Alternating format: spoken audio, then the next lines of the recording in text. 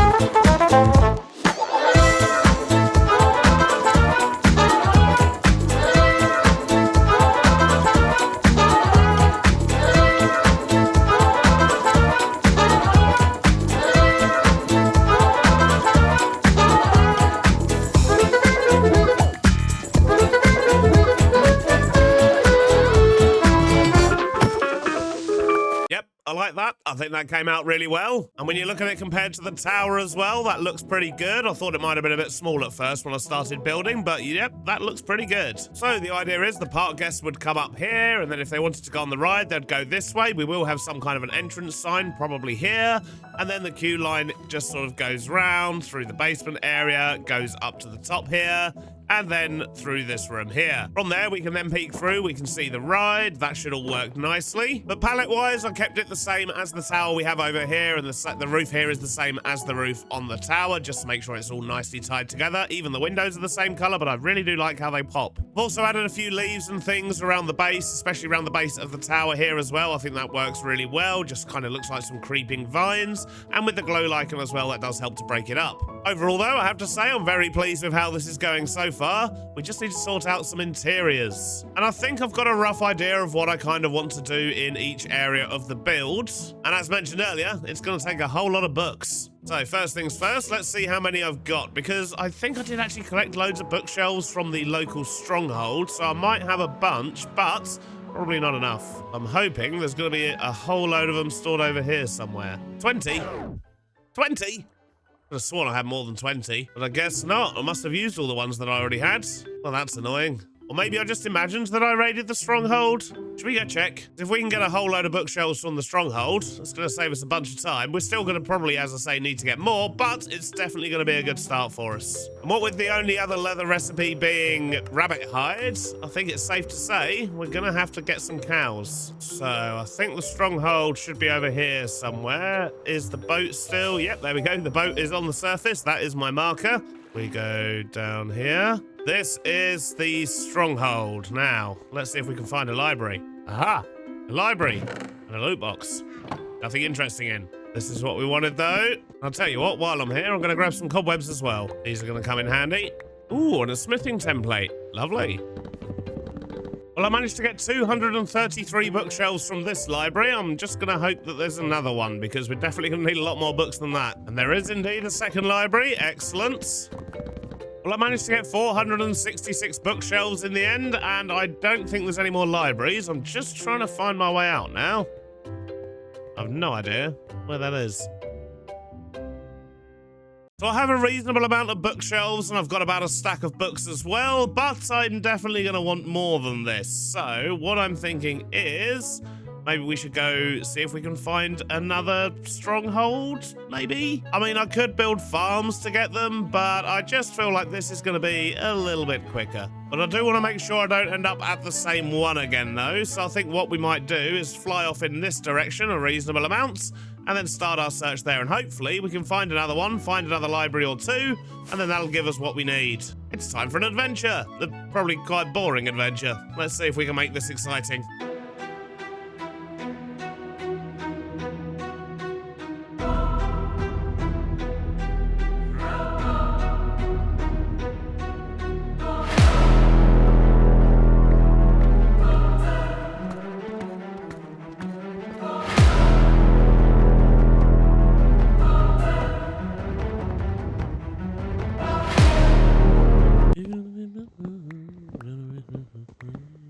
860 bookshelves. That makes me feel much better about the situation. Although we've also got those fancy newer bookshelves, so let's make a bunch of those as well, the ones that we can actually stack books in. All right, lots of bookshelves acquired. Now, there's a bunch of other things I want to grab for this though. Starting with a variety of barrels and chests and things like that. And I want a bunch of plants, and some of these weird looking ones will be best, I think. I also want some of these frames, probably some of those, some flower pots, some chains, bunch of lanterns is probably a good idea. And something else I want is some of these plushes that I think are going to work quite well. For example, the spiders. So we should be able to make some of those. The phantom plushes, we're going to need some phantom membrane. That's okay. And I'm assuming there's a bat somewhere as well. Is that the bat? Nope, that's a black rabbit. Aha, there you go. There's the bat plush. Brown wool, toys gem, and cobbled deep slate. Okay, so basically they all need a toy gem, and most of them, I should have the stuff here. I need to be able to make some. Question is, how do I make toy gem? Emeralds and lime dye. Okay, well, I've got some lime dye, but I have 0 emeralds. However, we do have some villagers. Let's quickly go grab a few. And let's sell this guy a bunch of string and some sticks. All right, now we should be able to make a bunch of gems. 108.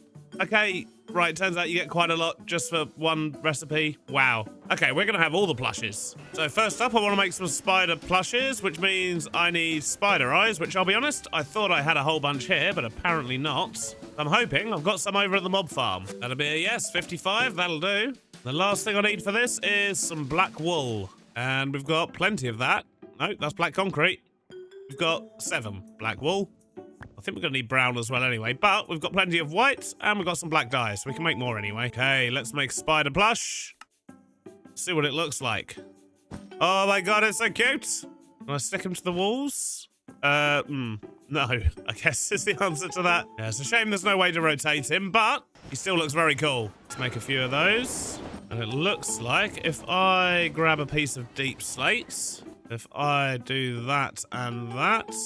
No, does it need to be cobbled deep slate? It does, but look at this. We can get cave spiders as well. I assume they're just going to be green versions of those. Oh, they're smaller as well. Okay, that's cool. I approve. Now, let's make a bunch of bats as well. Bet they're going to look cool. Yeah, nice. I also want to make some of the blaze plushes as well, because I think they're going to look quite good. We should have blaze rods. Yep. Loads of blaze rods. Jeez. How do these ones look? Oh, yes. I think they're my favourite so far. And the other ones I want are phantom plushes. But for that, I'm going to need to stay up for a few nights and do some phantom farming, because I'm pretty sure we don't have any membrane left. I mean, we don't even have a slot for it, so that should tell you everything you need to know. So we're looking pretty good on the bits and stuff that I need, especially when I add the bookshelves in. Do need to turn some of these back into books, though. So if I quickly make me one of them, then stand here doing this, I should get loads of books. Right, I've just got a few other bits to grab, and then I'll meet you over by the wizard tower. Right, I've got a couple of bags full of goodies. Hopefully this is going to be enough to do what we need to do. And I think we're going to start with this bottom room here. So this will be where the queue line starts, I guess. Not sure what to do with this space. Maybe I could just jam some barrels in there, potentially. A few other random bits and bobs just scattered about. There we go, that'll do. Just a random collection of clutter. Now, onto the main area. And I think I want to start just by getting a few tables and maybe some shelves in. Maybe to mix up these tables a bit, we can stick in a botanist table. I think that looks quite nice. Then maybe a table at the back there. Now let's just get this place looking nice and cluttered. And I do want to have this as a bit of an area where he kind of cultivates some of the bits that he'll use for potions. So we're going to have some flower pots and things around here as well, I think. We'll get some of those weird nether-looking plants inside them. So we'll make sure we're getting some pots and flower boxes and things scattered around. There we go. I'd say that's looking fairly cluttered. So we've got lots of sort of plants and plant-growing things over here. We've got some sort of garden statues that haven't been placed out. We've got toolboxes and candle holders, sacks, barrels, boxes, bit of everything really. I've even found these hand cranks, which are quite cool because I think they look a little bit like hooks. With the addition of a few candles in here, we've got lighting. I think that's looking pretty good. I think the ceiling could do with a bit of love, but we're about to go upstairs and sort out that anyway. So I guess when we change out the floor, it's going to alter the ceiling up there. This is the next area I want to try and tackle. If I want to sort out that floor, I'm going to need some more oak and a carpenter's table. So first up, let's get some of these bonded planks because I just like the look of them. I'm going to get some of the nailed oak planks and some polished. Now let's mess up this floor a bit, and I think that should just about do it. The floor's looking a bit grotty up here now. That should make our ceiling down here look a lot better as well. Yeah, much better. Excellent. So next up is going to be this area and this room here, and this is going to be the first part of our library, basically. So we're going to turn this into a small library room, and we also need to make sure that we're funneling people around, because we do want this to be part of the queue line after all. So if we were to have, say, bookshelves on the back wall there, we're probably going to have, like, just a little scene here that people can look at as they walk past. Then we're going to need more bookshelves, I guess. Maybe something like that. We're going to start this nice and basic and just get the generic bookshelves in, and then we can mix things up a little bit. I think that'll work. So people come in this way, they'll have a nice scene to look at, then they move around this way, and then go that way to continue with the queue. Kind of want to do something about this roof, though, I think. Which means I'm going to need even more wood. Grab a bit of dark oak, get a bit of spruce. I think for this one, what we'll do is we'll get some beams in, and then between the beams, we'll put spruce. There we go. Now we have a nice solid roof. Now I need to mix up these bookshelves a bit. So we're going to be mixing in some of these ones. We're going to set some back a bit like that, so that we can put in some lecterns with books. I've got a few bookshelf variants as well. We're going to slot in these occasionally. I'm not completely sold on these though, so I don't want to have too many, just the occasional one to break it up. But it's starting to take shape, but what we do need to do is get some books in these bookshelves. And I believe with these books, I can also stack them up. Sure, there's a way to stack them. I mean, I can do it horizontally on shelves like this. Or actually, maybe to stack them vertically, they actually need to be enchanted books. So I guess I should probably just enchant a bunch of books. I mean, we've got the levels to do it, so we may as well. I'm trying not to sleep as well, because we do still need those phantoms. So let me just grab a quick bit of lapis. And let's just get a bunch of rubbish books. Right, we've got a bunch of cheaply enchanted books. And yeah, there we go. That's what I was after. Little stacks of books. You could even use the stacked books here just to sort of block off this area. Right, I think that works quite well, but there is something else I want to do as well, and that is to make this place a little bit weird. By which I mean, we're going to add some floating books. I want to have some books that are kind of almost taking themselves off of the shelf. So if I just put these up like this, for example, and then remove all of this, floating books. Nothing freaky about that. So the floating books are cool, but I think it needs a bit more. That is why I have a few candles. I thought some floating candles might be nice as well. But I think we're almost there with this. I just want to get in a few cobwebs. And a short while later, I think we're done with the first part of the queue line. So as we go into this area here, this is looking a lot more spooky. I like it.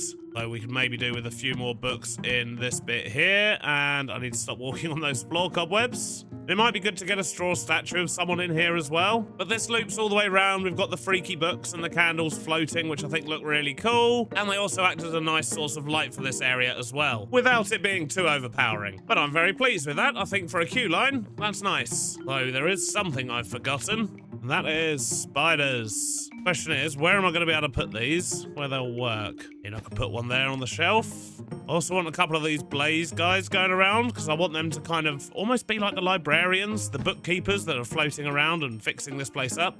There we go, just a few plushies scattered about. Nothing too intense. But anyway, with the queue line done, that now means we need to start focusing on the actual main ride area. So we've got lots of decorating to do in here, of course. This was tiny by comparison. But before we do that, I've got a few changes I want to make to our ride mechanism. So this is how we've got things set up at the moment. We have a bunch of chain drives, and then we have these sequence gear shifts that fire in order, and then that's what makes it go up and down and up and down and do all its little motions that it does. However, it is a little bit slow on the way down. At least I'd like it to be faster if possible. But I've already got this set to 128, which is half speed. So when it goes up and down, it's going half speed. But if we actually look in the sequence gear shifts, we can see we are doubling the input speed. So that means it's going the full 256 rotation that it can. However, I've been informed about a little thing in Create that means I might be able to make that faster. Personally, I'm not sure it's actually going to work, so I'm fairly sure 256 is the limit regardless. But what I want to have a look at is these, the adjustable chain gear shifts. So I guess I should probably make some of them up. I think I've got what I need. And yep, there we go. It's as simple as that. Now, instead of messing with the mechanism we've currently got, I think I might be better off just doing a little test first. But I am going to need some normal chain drives, and I don't have any iron to make any right now, so let's go get some of that. Right, that's better. So, the way that these gear shifts, the adjustable chain gear shifts work is if I put that in there, and then another one on the other side, I just need a redstone torch. And then in theory, if I put this underneath, it should make this one go faster. Doesn't look like it's going faster, does it? Maybe I need to do this a bit more directly and take the power from there and then put that there. Oh yeah, there you go. So you see that is now going twice as fast as that. So apparently, if I now turn that up, then this one should... It breaks. Right, okay, so it's not going to work then, is it? That's just going to break every time? Yeah. So that means I can't go faster than the 256, which, well, I guess is pretty much what I thought anyway, but it was definitely worth a try. Because I've never actually used these things before, and they are quite cool. Good way to speed something up without having to faff around with these or other bits and bobs. But anyway, sadly, that means we can't actually make the ride any faster, so I can't make the main improvement I wanted to make. That makes me really sad. I did also have other suggestions on how we can do this drop ride. So, for example, using a lift mechanism and then having, like, different sensors all the way down that make the lift stop and go up and down and so on.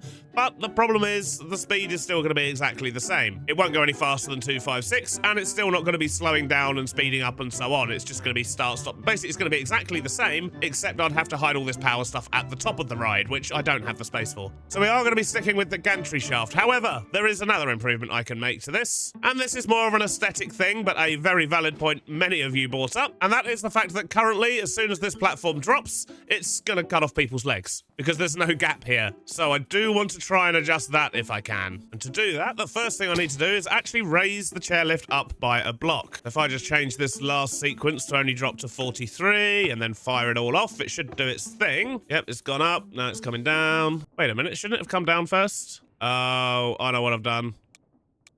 Dang it. We'll just wait for it to reset itself. And I think I might have done it. Now, the question is, how can I create leg space without giving away the fact that there's a massive hole down here when people board the ride? So my initial thought was to potentially just add some stairs around here like this, and then have the stairs move along with the ride.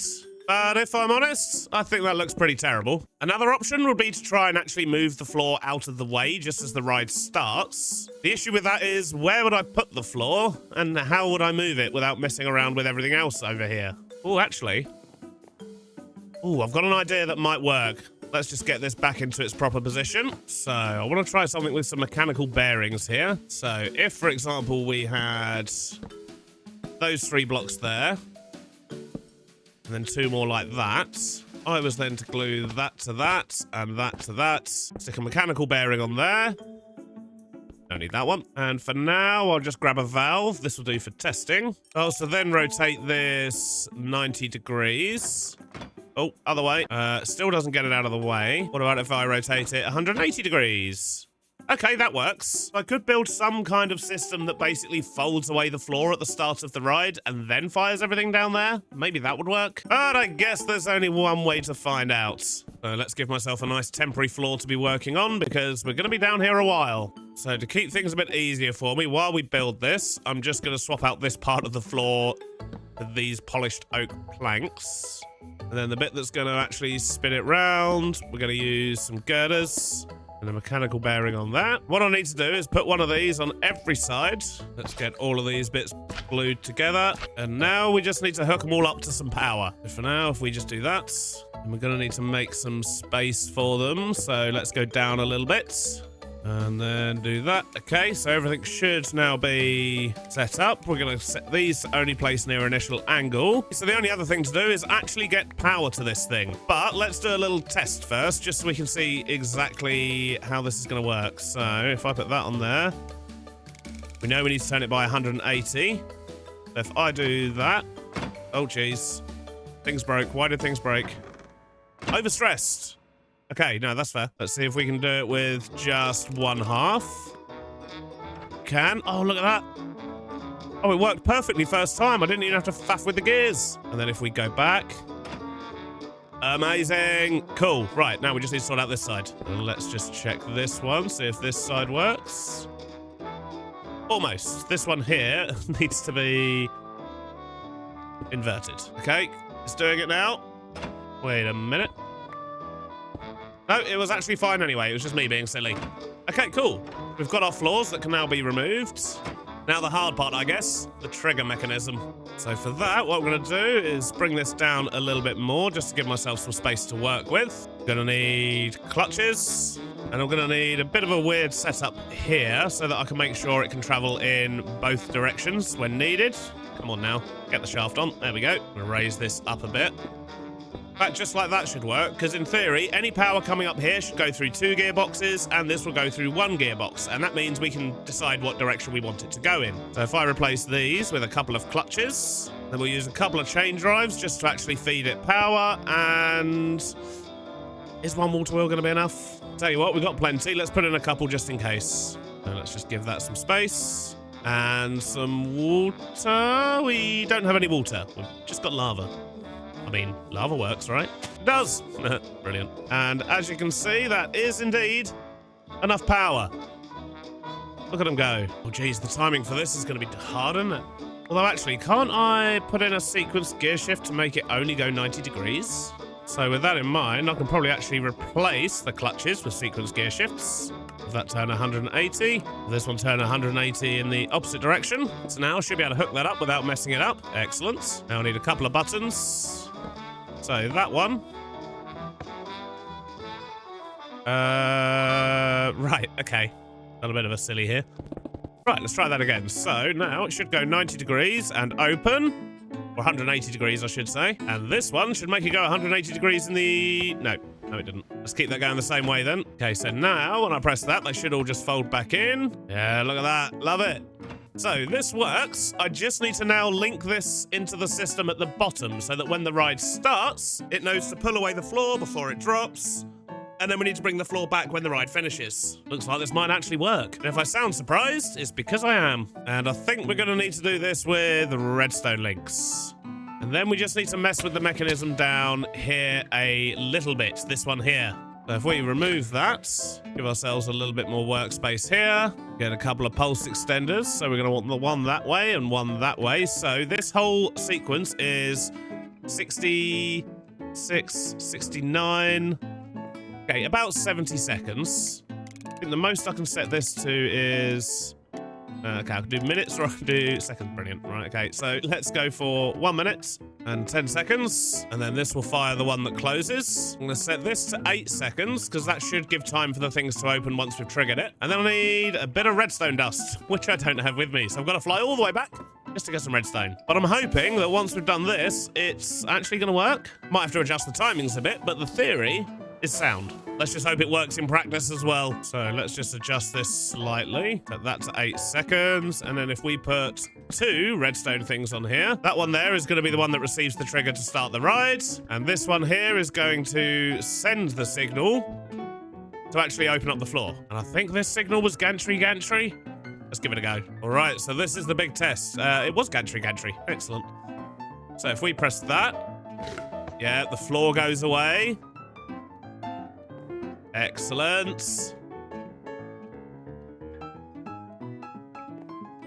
And then the ride's gonna drop? Or not? What did I mess up? Oh, I haven't actually connected that to... Yep, okay, fair enough. Fair enough.